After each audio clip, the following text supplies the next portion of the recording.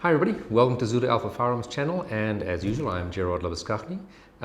We have a bit of a different episode today which I thought would be quite interesting. It's called Pimp My Glock, the good, the bad and the ugly. And that does not refer to me, Terrick and Mark the cameraman. So originally, obviously I am a Glock owner, and not the only pistol I own, but I am probably the most frequent thing I carry is a Glock 19. And myself often look at it and think I'd like to do something to it. Maybe because I just feel like spending money on my gun. I don't have enough money to buy a new gun at this point in time, or whatever my reasons might be. So I started to look at what is available to do, what can you buy in the shops here in South Africa, and what are other people doing on the internet to their Glocks. And of course, you can see people doing a hell of a lot of things to Glocks. But the more I looked into it, and then of course, speaking to my new guest who I'll introduce more detail now, I realized there's a lot of things you can do, but probably a lot of things you shouldn't do. And a lot of things that a store might not tell you that you shouldn't do because they are selling you a product that they have on the shelf. So I thought I would enlist the aid of Terrick Naude from Bernhard agencies to do most of the work today, to tell us what should you be careful of, because they also have a repair shop downstairs, and on Mondays they often see a lot of people coming in with something wrong with their Glock, and it's sometimes something they've done to modify that they perhaps shouldn't have. So Terrick, welcome. Thank you very much. Now I know of you, and perhaps people who are on gun social media would know a bit about you, but perhaps just quickly, how did you get into the gun world, and what is it that you guys do here at Bernhard Agencies? So for me, it was the classic, grew up around guns. My grandfather shot and had guns. He was never really a gun guy, but he always had some guns, and I found them really interesting, and it just became sort of an interest through school. And then after school, when I could own guns my own, I got my first gun, I think, at 19. And I've just gotten more and more into it over time, sort of the sports side, and then the defensive side and the sports side. And then Bernhard Agencies, we've been a Glock importer since 2002.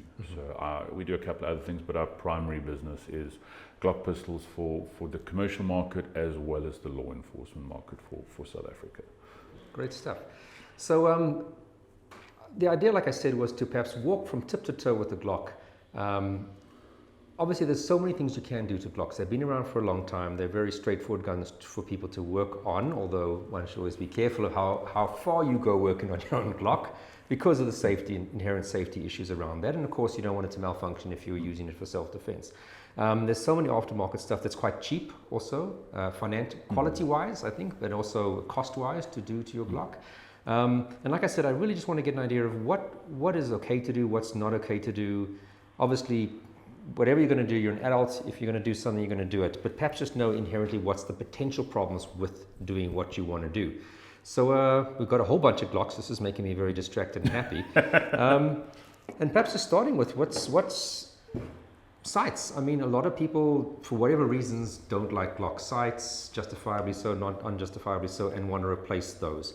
What is the most common thing or popular thing that people want to do in terms of just your iron sights? So the two most popular things we see on iron sights, and the guns, most of the guns come from the factory with plastic, we call them jokingly slot fillers, because for a lot of people they could care less about their sights. And the problem with putting on better sights per se is what you like and what I like may not be the same thing, and that all adds to the cost of the gun anyway. So two most popular things we see are either some sort of night sight, like on this gun, where we've got the tritium, the glow-in-the-dark sights, and a couple of manufacturers make them. These are the Glock branded ones, Trigican, Meprolite, Ameriglow. There's a whole lot of manufacturers who make them. Or fiber optic sights, where we've got generally a plain black rear and then some sort of fiber optic in the front. There are different schools of thought, and obviously discussing primarily everyday carry, there's different schools of thought. Some people are very, very happy with fiber optic sights on a carry gun, and they do, as long as that's visible, as long as we've got enough light that we can see them, they do offer probably the best sight picture around. And with the black, I mean, I've seen, I think it's the hackathon style with the blacked out rear sight. Is that kind of the way to go in terms of everyday carry? A lot of people seem to be going for that option. I think so. So the hackathons are generally, and the Trigican HD works on a similar concept where you've got a fiber optic front sight and then a bright orange or yellow or some sort of paint to draw your eye to the front sight, and then to stop you looking at the back sight. Okay. I'm not a big fan of any sort of colors or anything on the rear sight, because I find it often attracts your eye. And if you think about it, if we've got 2 fiber optic rods there and a fiber optic rod there, if they're all the same size, this one's going to appear bigger because it's closer, and there's 2 of them, so there's twice as much. So what happens is your eye ends up getting drawn to the rear sight, which is a bad thing. So as a general rule, switched on people, especially if they're running fibers, you're going to see just fiber on the front with a plain black rear, either serrated or plain, and the front sight generally serrated or plain. So Glock isn't doing that kind of a sight. No. Glock, you're just going to get like your ones, the luminescent ones, front and rear. Right. Yeah. So from Glock, there's the normal plastic ones that we used to. There's a steel version of those plastic with the white hue and the white dot. There's a luminescent glow-in-the-dark one, and then there's the 3 dots. And relatively easy to put the sights on, or again recommended that you get an armor of some sort to do that for you? It's relatively simple. It also depends on how mechanical you are. Where we do sometimes see issues, the front sights are attached by a screw. People often forget to Loctite that or use any sort of bonding agent, and then we lose front sights, or they don't do it correctly. And the rear sight can be more of a challenge because there's often a little bit of variation in that dovetail size. So what we want to be careful of is that we're not just slamming on it. So with any modification, you need to be a grown-up and understand that it's you and only you who takes the consequence for it, unless you're particularly handy, and not that you think you're particularly handy, but that you are relatively handy. I'd probably get someone else to fit it. So a relatively safe thing, swapping out your sights for other aftermarket sights, not a big hassle, not a big danger factor or problem, and just in terms of making them fit properly, and that's probably the biggest issue, I would imagine. The next thing, which again is can be a whole episode on its own, fiber optics. Obviously you guys are bringing out some guns that already have the optics cut out. It is possible to also take your firearm to a place that will do that aftermarket. What's the pros and cons quickly in a nutshell? And of course they designed that way, some of them, so it is acceptable, so to speak, to put it on your Glock. So we Glock offer pistols with what we call the MOS, modular optical system guns, which on the full-size guns come with a series of plates so that you can run a series of optics on them. On the 43X like we've got there, and on the 48, it's a direct mount for an optic, and those are the only models currently where you can order them with an optic fitted. So it can come with this from the shop, from the factory, set in everything, and you don't, like you say, have an adapter plate. Yep. So that's a direct mount. It's machined from the factory. You can also order it with the mount but without the optic if you want to fit a different brand of optic for a different type of optic, or if you want to add the optic down the line, or you can get it without an optic at all. Or like on this gun has had an aftermarket gunsmith cut it in to take an optic because it wasn't available at the time. Optics are better at everything than iron sights. They make it easier to shoot faster and more accurately. So they've kind of become mainstream over the last few years. You know, it's 5 years ago we were saying optics are the future. Now they're kind of the norm, and I think within 5 years it's going to be like rifles, where iron sights on rifles are for people who are very traditionalist, or for sporting competitions where that's required. But they enable you to be target focused as opposed to sight focused. And the durability has gotten substantially better. They can still break, but they seem to be cracking the code on that more and more. And with more sporting bodies having slide-mounted optic divisions, IDPA's got carry optics, IPSC's got production optics, USPSA's got carry optics. We're probably going to see quite a big increase in reliability as well there, because you're going to have guys shooting 30, 40, 50,000 rounds a year. They're not going to be happy to replace 6 optics in a year. Yeah. So probably out of all the things we can do to pimp your Glock, that's going to be one of the most expensive ones, is slapping on an optic. An optic's going to be pretty expensive. Sights in general are probably the most popular and common thing we see, and the optic is going to be the most expensive. A good quality optic is going to cost pretty close to the price of the gun, going up to sometimes more than you paid for the gun. But they do allow a lot of capability. And in terms of doing this yourself, relatively straightforward to mount it? It's pretty simple. Generally, it's a case of two screws or two bolts that you put From the top. With the MOS plates, the biggest issue we see is people who don't read the manual. So that once again they don't lock tight screws, or they over tighten screws. We see that quite often where screws get destroyed, not because they've been under tightened, but because they think hand tighten means Mongo smash. Yeah. But it's a pretty sort of simple thing to do. A big thing I always recommend to people is blue Loctite or something similar, and make sure it's clean and degreased, and give it 24 hours to set before you shoot it.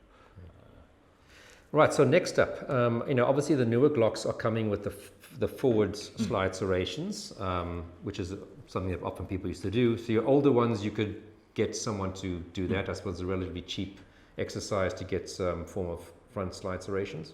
Yeah, so you got stick-on stuff. You got guys who machined it. All the Gen 5s now come with the front serrations.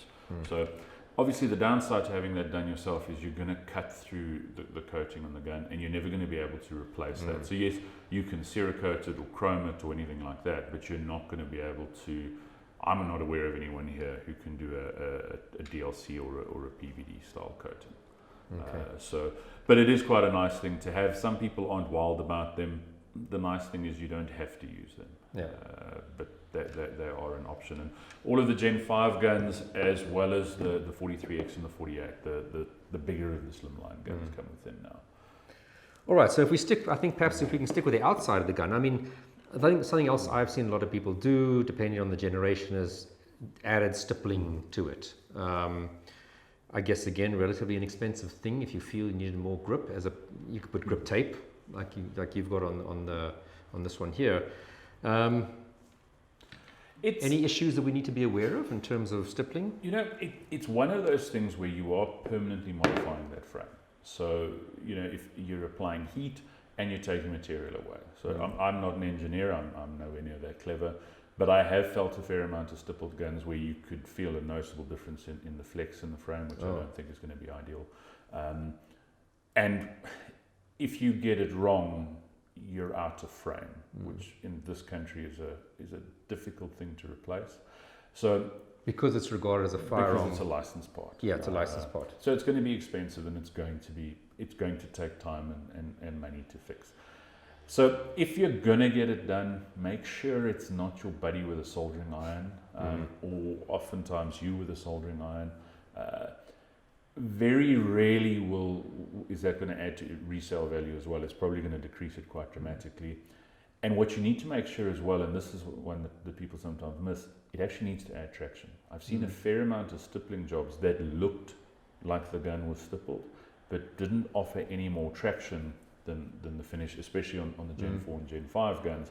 It wasn't giving you any more traction. So all it was an expensive cosmetic thing. And the question, I suppose, is do you actually need to do it, or do you think you need to do it because you see other people having done it? Well, a lot of it is to look good on the grams. I personally have found that the Gen 4 and Gen 5 texture for me works really well. This was my absolute favorite texture of all time, which was RTF2. The downside to this was carrying this against your skin was exceptionally unpleasant. So it can be nice to have, especially if you've got sweaty hands, or if the possibility of having blood or something like that on your hands. But it's preferable to those silly rubber slip-on things. I'm not a fan of those at all. I've seen too many issues happen with that. Grip tape can work, as I said. This is my own gun, and this has got one of the Talon sort of Pro grips, which for me has worked really well because I can carry it up against my skin without any sort of challenges. But it has given me better traction. And jokes aside, for me and my normal size hands, on this particular gun, it really has changed how it's shot for me, because of that extra little bit of friction. So, with any mod, I have to, any modification you make, you're probably going to lose your warranty, and you need to take that on your own. Frame mods, I'd make sure you need it. Is there an issue? Is the problem that your grip's really bad? Or is the problem that you need more traction? And especially if you're buying a new gun, if you factor in what it's going to cost you to buy a Gen 3 and stipple it, you may be better off just buying a Gen 4 or a Gen 5 gun. The thing I have to ask is, Does adding a Punisher plate at the back actually make your gun work better or not? It has at least 10 hit points. And is that if it's coupled with a Punisher holster?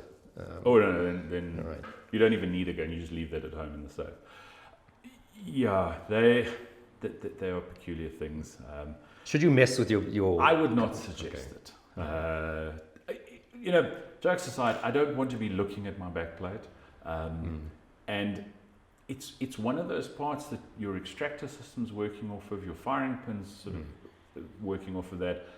I wouldn't want to change that unnecessarily, especially if it's some part some dude sort of had made up at a factory. That's, most of these aftermarket parts are reverse engineered. So someone buys a gun, buys a part, takes a measurement and reverse engineers it.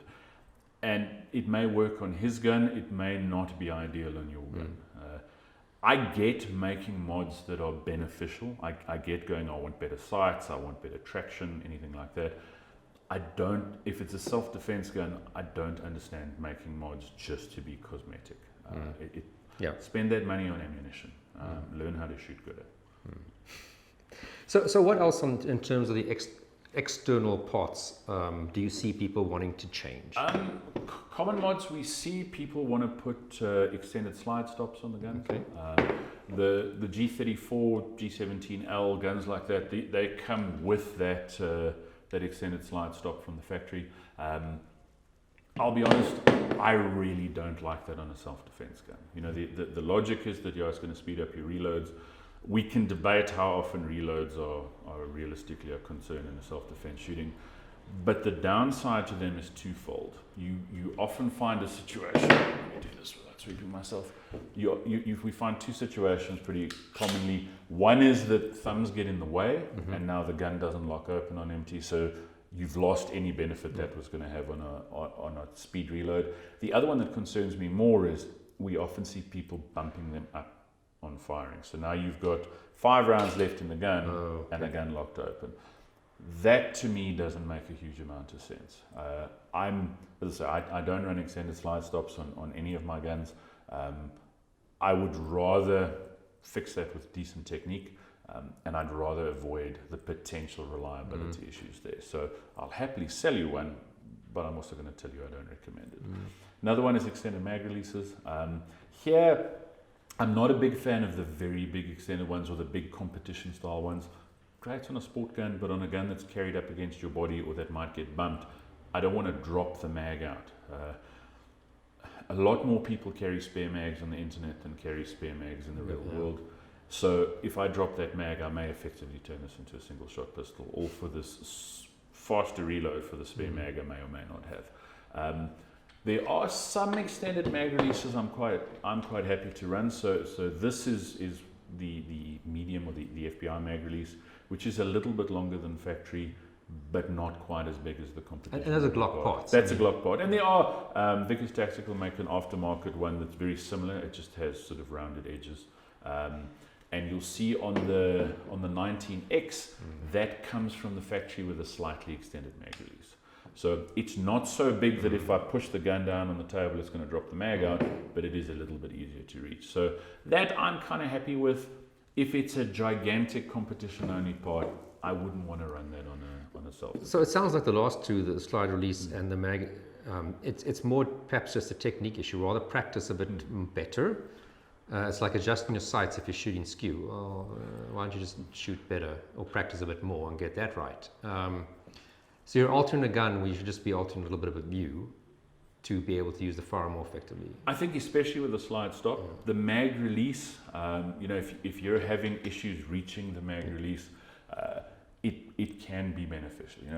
There are techniques to get around it, but it is nice if I can have a mag release that's slightly easier to hit without the concern. And this is a nice sort of compromise. As I said, the Vickers is quite a nice compromise. It's when we get into great big paddles with screw-on bits and that, they're fantastic for shooting, but the reliability compromise doesn't make sense to me on a self-defense gun. The slide stop, I just don't think it's a great idea, to be honest. I wouldn't run it on any gun I sort of ran. Magwells are pretty popular. So in the Gen 5 guns now, Even for your everyday carry kind of guys? there are guys who do it. Once again, a lot of modifications are made to look good on the grams as opposed to what they do for the gun. But a lot of guys do like to run an extended Magwell.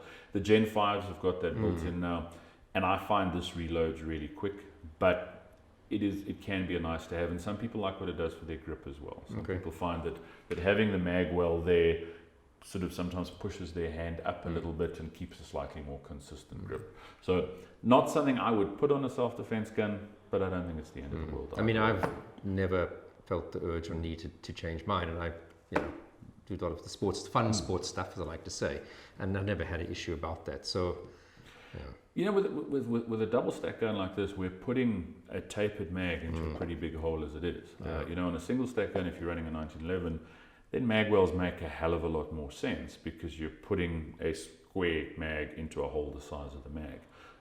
But here, the Gen 5 I think has taken away any need for that. But there are various Magwells available that some guys like. Some guys also like them to add a little bit of mass.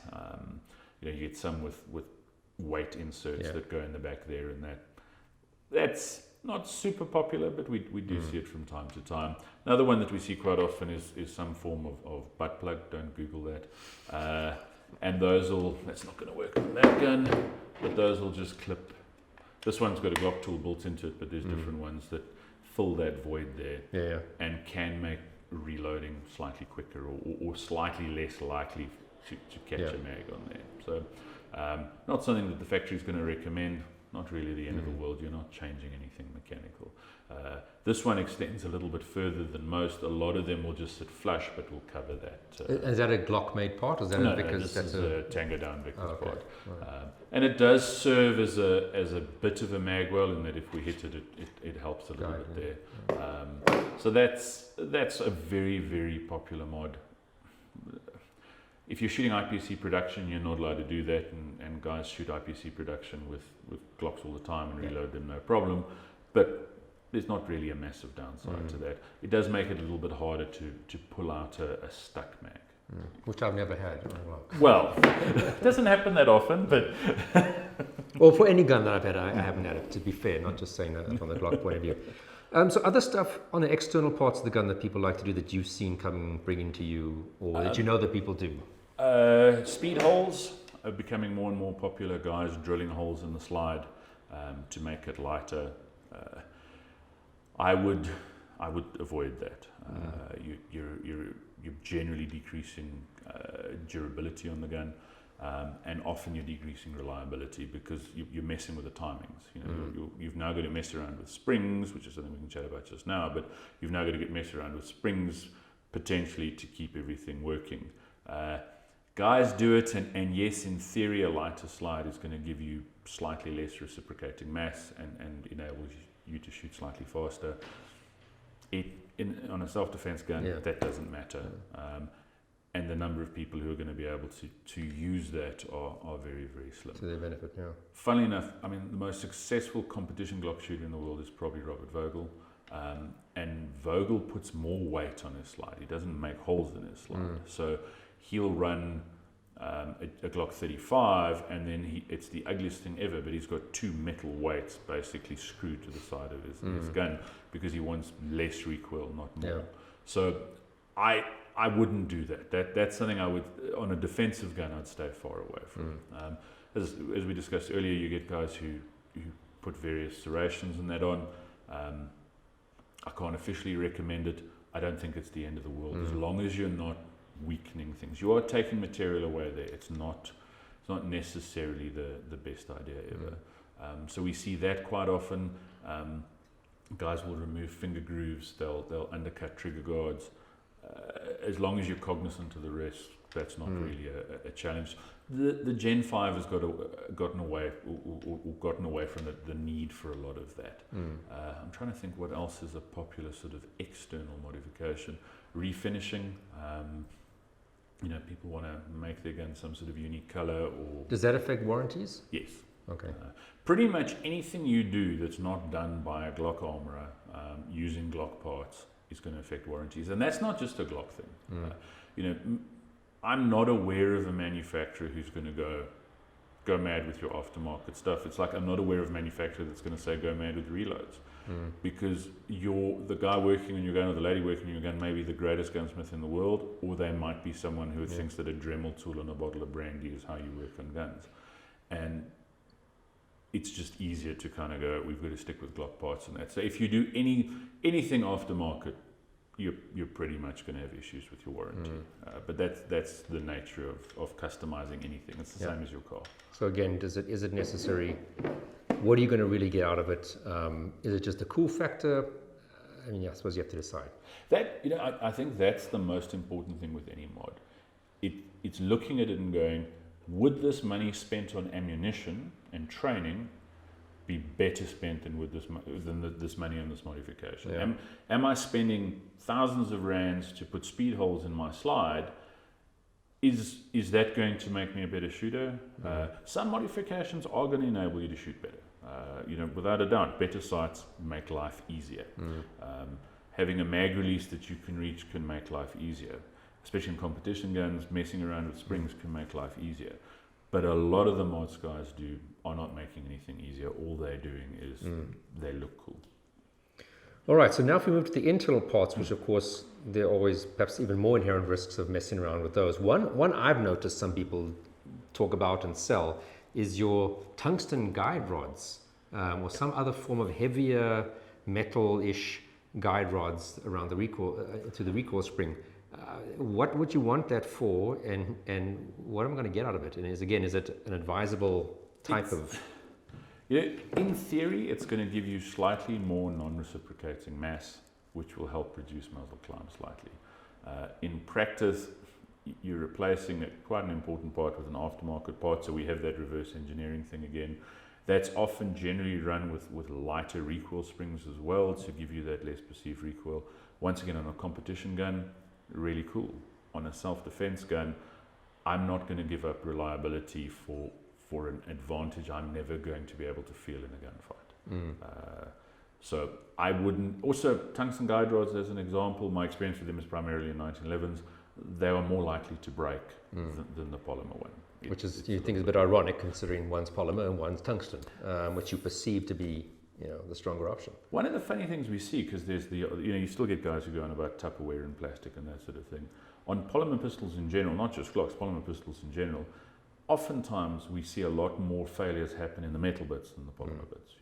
Especially this, it's got a memory, it's got quite a bit of flex in it, so it's pretty challenging to break it, whereas metal you can crack. So especially when you start drilling holes in that. But yeah, tungsten guide rods, I've had one in 1911. It was a competition only gun, and the guy bought it from me. It broke not too long afterwards. Not deliberately, and you've got to be careful you don't drop them and that sort of thing. So we want to try and keep everything as reliable as possible. So I would avoid that. The other thing that often goes with that, as I say, is a lightened recoil spring, because that gives you less perceived recoil. Competition guns, it's going to increase wear, but it is going to make the gun a little bit easier to shoot. Self-defense gun, I want that spring to be able to close this gun up if the round's got a bit dinged, or if there's some mud, or if I'm not gripping it properly. So I'm not going to mess around with that on a self-defense gun. In general, replacing your recoil spring and your trigger spring and whatever else, I mean, how often would one need to do that? My default recommendation on most pistols is to do recoil springs every 5,000 rounds on most pistols.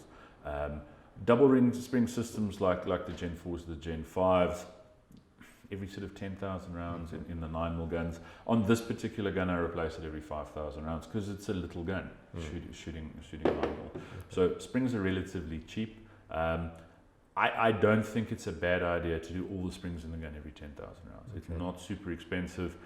Are they all necessarily going to be worn out? No, but they're going to start showing signs of wear. And it's an inexpensive... Exactly. And again, but get a Glock armor to do it ideally. Well, the recoil spring you can do on your own. Yeah. The others, I would suggest, we've had guys who've come and done the armorer's course and then discovered when they got home that they'd put their guns back together backwards previously, before they did the armorer's course. I wonder who that could be.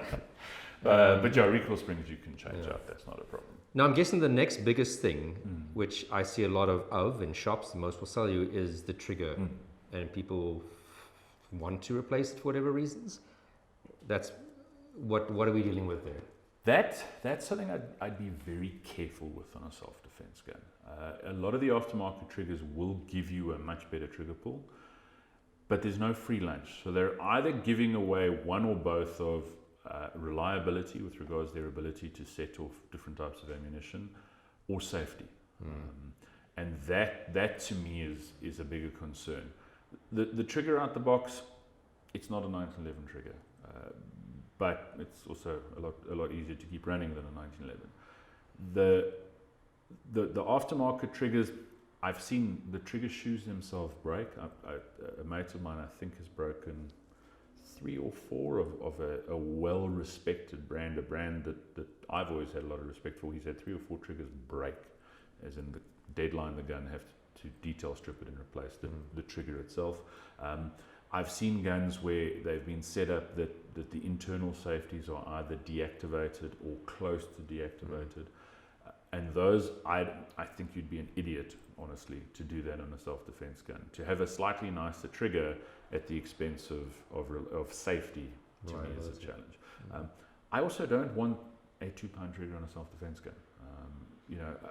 I don't feel the need for a New York trigger or one of those super heavy triggers, but I don't think there's anything wrong with having a little bit of movement in that trigger so that your brain has a chance to go, do I need to do this? Yeah, we're firing a shot now. And once again, if you can't shoot the stock trigger to a reasonable standard, buying an expensive aftermarket trigger, it's a band-aid solution. You're not fixing the problem. You're kind of making things a little bit easier. So I remember somebody said to me, well, Jared, why don't you put a 2 kg connector, which is something that it is a Glock part, you can do that. Why would I want to do that? What's it going to give me? So what's nice about the 2 kg connector as opposed to a whole trigger system is this manages to reduce trigger pull without affecting reliability or safety, because it's not interfering with your safeties and it's not interfering with your springs. All it is a slightly different angle on the connector that changes where the trigger breaks. And it's a Glock part, so it doesn't affect warranty. It's Glock part. Cheap. They're cheap. You can order it from the factory with that, or from the dealer with it fitted. It's as close to a free lunch as we're going to get. The reason it's not a standard part, because people sometimes ask that, is because some people want a slightly heavier trigger. You know, especially as you say, law enforcement in the US, especially, they're not going to allow guys to run super light triggers. There's always that concern of shots going off. So that makes sense to me, because there's nothing that's getting lost. And to be honest, generally if I buy a new Glock, the first thing I do is I drop in a minus connector. Okay. There is not really a free lunch. Your brake's going to be a little bit less crisp. The lighter you make the trigger in the gun, the slightly less crisp the brake's going to be. On a carry gun, I could care less. And I mean, that for someone who knows what they're doing is like 2 minutes and you pump that in. Yeah. And what roughly, I mean, is this going for retail? I think off the top of my head, they're probably around $200. So a very quick, cheap, and easy thing to do. What else on the internals have you seen people do, and why? I've seen, we see it less here, but it does happen. Guys want to put aftermarket barrels in. Okay. The challenge there, obviously, here you've got to license that, but if it's a match grade barrel, it's often because it's got tighter tolerances. That's going to give away some reliability. If you've got a tighter chamber, it's going to be less forgiving of ammunition. So if you're doing reloads, more likely you might get the thing not chambering properly. Or if the ammunition's been dinged up by getting loaded and unloaded a lot. We see internal spring changes for triggers, so you can also make the trigger lighter without a full trigger set. Guys put lighter firing pin springs in, or lighter firing pin safety springs in, or on the pre-Gen 5 guns, a heavier trigger spring. Those are going to reduce your trigger pull weight. The heavier trigger springs broke more often than the normal ones, so you had to be better about preventive maintenance. The lighter firing pin spring is going to make your trigger a little bit lighter as well, but at the expense of reliability on how hard it hits the primers. So would those be Glock parts, or were those totally those aftermarkets? Okay, so Glock, what you get is what you get for the most part. They'll make parts to make that heavier because of some ammunition, but they don't make parts to make that lighter. it's the gun is designed to be able to work under a variety of conditions with a variety of types of ammunition. And often with aftermarket modifications, what guys don't do is don't test them with all of that. So you're narrowing down what it can do, so to speak, in a way. a common one we see, or the Glock 43, the little single stack, Glock don't do an extended mag for it. You get a 6-shot mag, or you get a 6-shot mag with a finger groove. And we've had guys go, no, but I want mag extensions. There's a whole lot of aftermarket companies that make mag extensions that pop on. And the company don't make them because it's not as reliable as they want it to be with as many types of ammunition in that as they want it to be. And I've seen that for myself. I used to have a G43, bought a really cool +3 mag extension in red, so it was faster, was awesome, tested it, worked 100%. 6 months later, shoot out my carry ammo, and the first round had a malfunction. Put a normal mag in, the gun ran. So that's the problem with those. A lot of those parts, the guys test with full metal jackets, and then they're carrying them. They're not carrying them with ammunition that might be hard, have a harder bullet profile to feed, a higher slide velocity, something like that. And things like firing pins, I mean, are people making aftermarket firing pins, or is that not something that's sort of cropped up? There's a few around. I mean, there's been titanium ones around for 100 years. They're not something we see very often. They're not as, they generally don't last as well. There are some guys doing slightly extended ones so that they can run lighter triggers and that. That's not something we see very often, and that's something I definitely wouldn't mess around with on a self-defense gun. Once again, on a competition gun, you do you, boo, but on a self-defense gun, I would stay far away from that sort of thing. One thing we didn't discuss, which of course most Glocks come with, is an accessory rail at the bottom. Yes. So obviously meaning you can put something on there. What are you, because I've seen you don't, obviously that small gun doesn't have an accessory rail. What's your views on putting a torch on? I'm a big fan of them. This one doesn't have it because when they first launched the G48 and I bought mine, it didn't come with the rail. Okay. Are the subsequent models coming with the rail? The current ones like that 43X, they now come with the rail. I'm a big fan of weapon-mounted lights. I'm not going to carry a weapon-mounted light on a gun that I carry, to be honest, because I don't think it's super necessary. Generally, if someone's attacking you, there's enough light for them to see you. It's a different sort of thing in a law enforcement or situation, or in a home defense situation where you may be going to go find your family or whatever. But on a carry gun, I don't want the extra bulk because I'm lazy. Yeah. But I do like the capability, and I do like the fact that if you've got the accessory rail, you can go home, pop a torch on there, and have a light source available, if there is a bump in the night. And Glock doesn't make lights, do they? They do. Glock make very, very fine service pistols. They do make lights. The lights, as I understand it, haven't been a massive priority, and light technology has changed. But there's Surefire make fantastic lights. Streamlight are doing some amazing things at the moment. I see Olight's very marketing a lot here. What's your thoughts? I really like Surefire and Streamlight lights. Right. The Streamlight at the moment are doing some of the best value lights around, and that a little bit like Hollow Sun, they do a really good quality light at a pretty good price. And locally available stuff. And locally available. Okay. I don't have any real hands-on time with Olight, so I can't sort of speak with any authority. Perhaps again, as I carry on looking at these, I realize, I mean, obviously another thing that people can buy aftermarket magazines. I've often wondered why, because there's so many people selling Glock magazines and they're really not that expensive, why you'd want to buy a cheaper version of the exact same thing.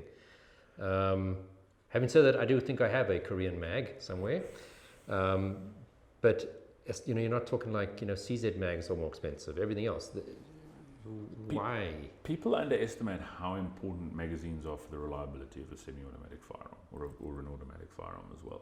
They're a huge part of that, and people try and save a buck. I have seen multiple malfunctions at matches with aftermarket magazines or magazines with aftermarket sort of modifications. So it's something I would be very, very careful about. The guys buy mags because they look cool, because they see through, or the Magwells mags in the States are really cheap. I have some Gen 1 G17 mags. I have mags that were probably built in the early 80s. I wouldn't carry them. They still function. I've got aftermarket mags that after a couple of thousand rounds, they're no longer reliable. There is a market for it. It's not something I'd want sort of myself. I've played around with them, but they are generally going to be less reliable. And once again, it's one of those things with magazines where we load it once, we shoot it, we go, this is reliable, and that's not always an indicator of where we're going to be in 6 months or a year or 5 years. So I would stay clear, but if you are going to mess around with that, make sure you test them thoroughly with the ammunition you're going to use, and test them regularly with the ammunition that you're going to use. I mean, it's the home for your ammunition. If it can't get out the front door, you have a gun that, like you say, is expensive thing to throw at someone. Exactly. And like I say, I mean, I think there's a reason why a lot of non-Glock firearms take Glock mags, because they have that reliability. And like I said, I'd save $100 on something that's already cheaper than most competitors' magazines. As a general rule with most guns, and there are exceptions, but as a general rule with most guns, your best bet, if it's not a 1911, is to buy the magazines that the factory makes. Or often Magwells mags, because they make the factory mags for a whole lot of manufacturers. As a general rule, if you've got a Glock and you use Glock mags, it's probably going to work. If you've got a CZ and you use CZ or Magwells mags, it's probably going to work. When we start messing around with other mags, you're adding in.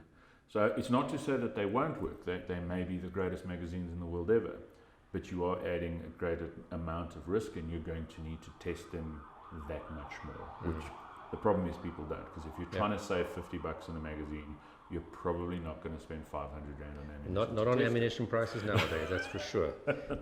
Great. Anything else that you've seen that you want to comment on?